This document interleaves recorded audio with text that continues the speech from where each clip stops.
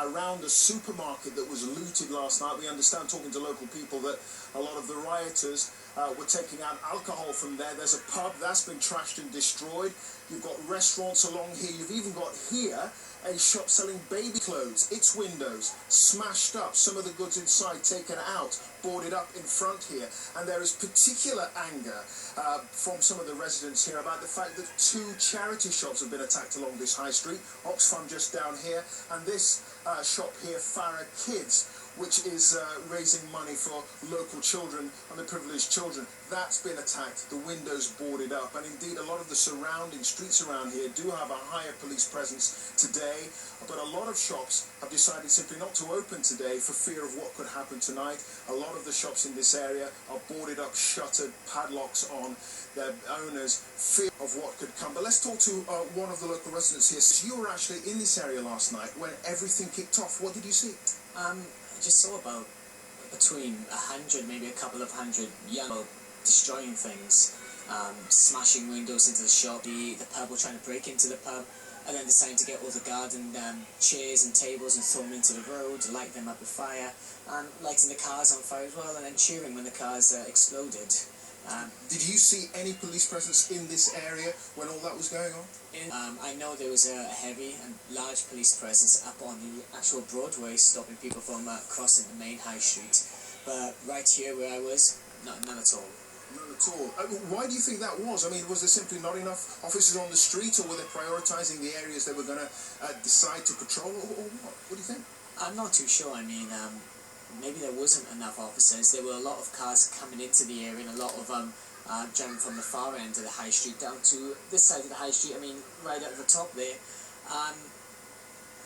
But then again, I think if they came down here, I don't know what would have happened. Missiles would have been launched at them, bricks, stones, alcohol. I was nearly hit by a flying bottle of vodka myself. As well as the larger shops, the more kind of, I say, money-earning shops are on the main high streets. Yeah, and indeed, you saw some of the looting that was taking place at the supermarket just down to our left here.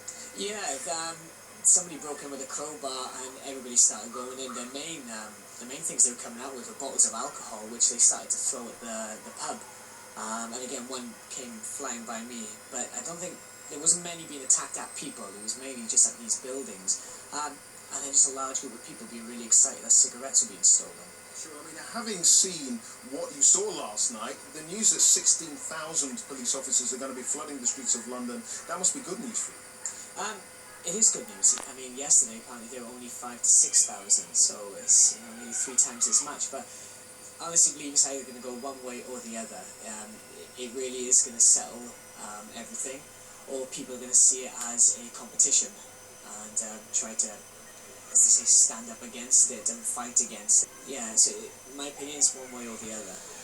Okay, thanks very much indeed, Seb Morgan, who's lived here for 3 years, never seen anything like it, the events over the last night. As I say, the Prime Minister has announced today that some 16,000 police officers are going to be flooding right across London to try and make sure that the events that happened last night aren't repeated tonight. But as I said a little bit earlier, a lot of the business owners here aren't taking any chances. They're not turning up for work today. They're leaving their premises shuttered just in case.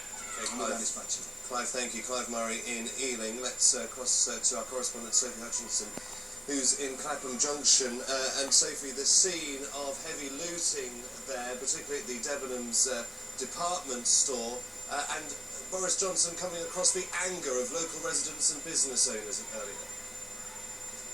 Well, I think it's fair to say Boris Johnson got a real mixed reaction when he came here today. He was accompanied by the Home Secretary Theresa May, and he spoke to the crowd of people. You can see there are still some crowds behind me, and it was there that he was really heckled at. There were very angry scenes. Many of the shopkeepers and residents have been waiting here to come back into their homes and their shops. They say with no information, they don't know why the clean-up operation hasn't begun. They say last night was like a war zone, one person described it as, and so that they felt completely unprotected by police. And if we take a look down the road now, you can see the scene of devastation. I mean, there is a bank just there which has some kind of machine. We're not sure if it's a cash machine or some machine that has been ripped out of the inside of that bank. There is debris and broken glass strewn all the way down the street, and many, almost all of the shop windows have been smashed.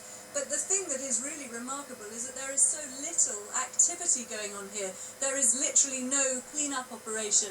And Boris Johnson also met at the very other end of the street, where there is a more residential community, slightly larger houses perhaps, some residents who really cheered him, and they were there with their brooms and their spades saying, we want to clear up this area. But at the moment, they haven't been able to do that. Sophie Hutchinson in Clapham Junction, many thanks. Now, our correspondent